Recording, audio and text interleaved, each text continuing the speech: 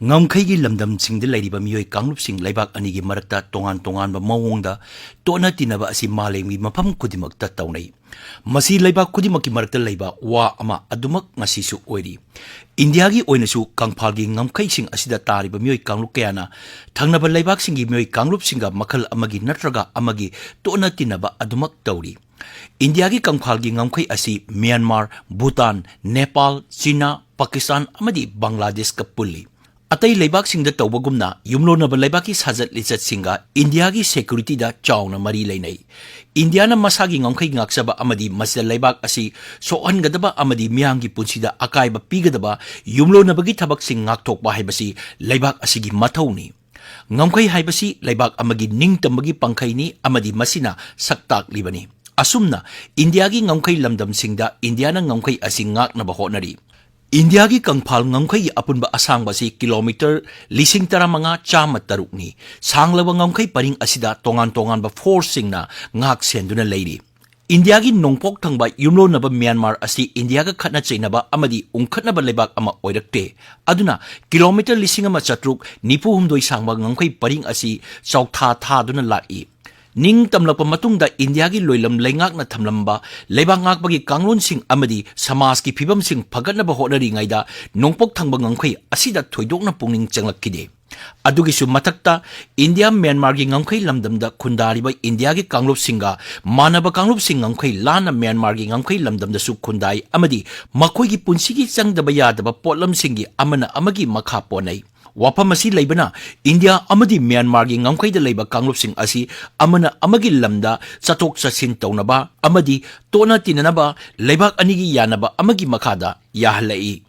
India gi Home Affairs Ministry na ingkumja lisingama chamapan yangkhai da passport Entry into India Rules 1950 semdoki aduga laibak ani asigi kilometer nipugi manungda khundaba tribal singi Burma amadi India gi citizen oiba miyoi singa chathok chasin tawbada passport natraga visa yawba darkar oidi haina lauthokki. Asumna Burma passport rules lisingama chamapan nifu nipanasu ngangkhai punna leiminariba laibak singi mile kunmanga haibadi kilometer nifugi manungda khundaba chingi tribe singna laibak asida changlakpada passport natraga permit yawdrabasu yagani hai. Asigumba komthokpa asina maram orga ngamkhai paringda huran chinthi tawba aronba aina yadaba lalon itik tawba amadi rajniti gi oiba wafam kyada chamamnaba tholakki. Aduna hanagi yanaba wafam sing adu semdoklaga Indiana komthokliba lamgi pangkhai adu kilometer 13 ta hantakki.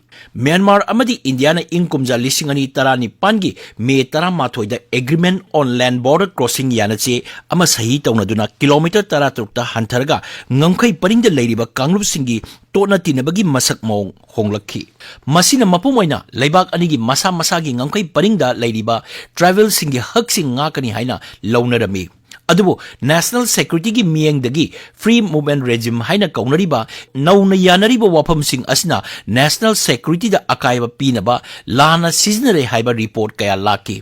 Masigi manungda paksana drug amadi masiga loinaba aina yadaba tabak thoram tawbusu yauri. Aduna ngamkhai senabada achowa singnaba ama oiraki. Ingkumja lisingani tarani pangi adwaida opium popi thaba amadi drug sungba amadi lalonbagi jaga sing asi India romda tapna naksilakpa uraki.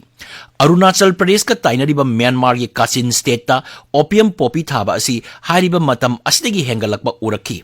Asumna Mizoram amadi Manipur ka tainariba Chin state sasu hengalakpagi chang ama uri. Masida natana nauna ain kaina miyoi sing changthok changsil tawrapagi phibam ama mangda tarai. Masina national security da akan basapu ama pibada natana awang nongpoki misingi khalda chawna akaiba lakatra haibasigi akiba ama Indiana faurai. Wafam asida yengba yari basi Myanmar dagi changsilakpa mitop asi Myanmar gi rajniti gi phibamda ohenba kangbu ama aduga laita laira dagi lakpa kangbu ama oi hairagasu ani asi sektoknaba ngamdabagi mong ama adumak urai. Aduna rajniti gi maramna lakliba kangbuda amadi later laira na purakpa mitop singda ain gi ngaglong natraga thabak chathabada chawna chamamnaba ama tholi. ꯋꯥꯐꯝꯁꯤꯡ ꯑꯁꯤ ꯃꯥꯡꯗ ꯊꯝꯂꯒ ꯏꯪ ꯀꯨꯝꯖꯥ 2024ꯒꯤ January 2ꯗ India ꯁꯔꯀꯥꯔꯅ free movement regime ꯂꯧꯊꯣꯛꯅꯕ ꯋꯥꯔꯦꯞ ꯑꯃ ꯂꯧꯈꯤ꯫ ꯋꯥꯐꯝ ꯑꯁꯤ ꯍꯦꯛ ꯂꯥꯎꯊꯣꯛꯄꯒ ꯃꯤꯖꯣꯔꯥꯝ ꯑꯃꯗꯤ ꯅꯥꯒꯥꯂꯦꯟꯗꯒꯤ ꯁꯔꯀꯥꯔ ꯑꯃꯗꯤ ꯁꯤꯚꯤꯜ ꯁꯣꯁꯥꯏꯇꯤꯁꯤꯡꯅ ꯌꯥꯅꯤꯡꯗꯕ ꯐꯣꯡꯗꯣꯛꯈꯤ꯫ ꯃꯈꯣꯏꯅ ꯄꯔꯝꯄꯔꯥꯗꯒꯤ ꯉꯝꯈꯩꯒꯤ ꯂꯝꯗ ꯂꯩꯔꯤꯕ ꯀꯥꯡꯂꯨꯞꯁꯤꯡꯒꯤ ꯇꯣꯠꯅ ꯇꯤꯟꯅꯕꯒꯤ ꯍꯛ ꯑꯗꯨ ꯉꯥꯛꯇꯨꯅ ꯊꯝꯅꯕ ꯑꯃꯗꯤ ꯉꯝꯈꯩ ꯂꯝꯗꯝꯗ ꯂꯩꯔꯤꯕ ꯀꯥꯡꯂꯨꯞꯁꯤꯡꯒꯤ ꯅꯨꯡꯇꯤꯒꯤ ꯄꯨꯟꯁꯤꯗ ꯑꯀꯥꯏꯕ ꯄꯤꯗꯅꯕ ꯋꯥꯐꯝ ꯑꯃ ꯊꯝꯕꯅꯤ꯫ ꯃꯁꯤꯅ ꯅꯦꯁꯅꯦꯜ ꯁꯦꯀ꯭ꯌꯨꯔꯤꯇꯤ ꯑꯃꯗꯤ ꯂꯥꯟꯅ ꯈꯨꯟ ꯍꯣꯡꯂꯛꯄꯁꯤꯡ ꯉꯥꯛꯊꯣꯛꯅꯕ ꯋꯥꯐꯝ ꯑꯁꯤꯒ ꯉꯝꯈꯩ ꯂꯝꯗꯝꯒꯤ ꯃꯤꯑꯣꯏꯁꯤꯡꯒꯤ ꯄꯨꯟꯁꯤ ꯑꯃꯗꯤ ꯍꯛꯀꯤ ꯑꯣꯏꯕ ꯋꯥꯐꯝꯒ ꯊꯧꯔꯤ ꯆꯤꯡꯅꯕ ꯑꯃ ꯊꯣꯛꯍꯜꯂꯤ꯫ ꯑꯗꯨꯅ ꯅꯦꯁꯅꯦꯜ ꯏꯟꯇꯔꯦꯁꯁꯤꯡ ꯉꯥꯛꯅꯕ ꯍꯣꯠꯅꯔꯤꯕ ꯑꯁꯤꯒꯤ ꯃꯊꯛꯇ ꯏꯟꯗꯤꯌꯥꯒꯤ ꯉꯝꯈꯩ ꯂꯝꯗꯝꯗ ꯂꯩꯔꯤꯕ ꯀꯥꯡꯂꯨꯞꯁꯤꯡ ꯑꯁꯤꯒꯤ ꯇꯣꯞ ꯇꯣꯞꯄ ꯗꯦꯕꯂꯞꯃꯦꯟꯠꯀꯤ ꯄꯣꯔꯝ ꯑꯃ ꯌꯥꯠꯄ ꯆꯪꯏ꯫ ꯑꯗꯨꯅ ꯉꯝꯈꯩ ꯄꯔꯤꯡ ꯑꯁꯤꯗ ꯂꯩꯔꯤꯕ ꯀꯥꯡꯂꯨꯞꯁꯤꯡꯒꯤ ꯃꯥꯟꯅꯗꯕ ꯄꯨꯟꯁꯤ ꯃꯍꯤꯡ ꯈꯪꯕ, ꯌꯦꯡꯁꯤꯟꯕ ꯑꯃꯗꯤ ꯆꯥꯟꯅꯕ ꯆꯥꯎꯈꯠꯅꯕꯒꯤ ꯄꯣꯔꯝ ꯌꯥꯠꯄ ꯆꯪꯏ꯫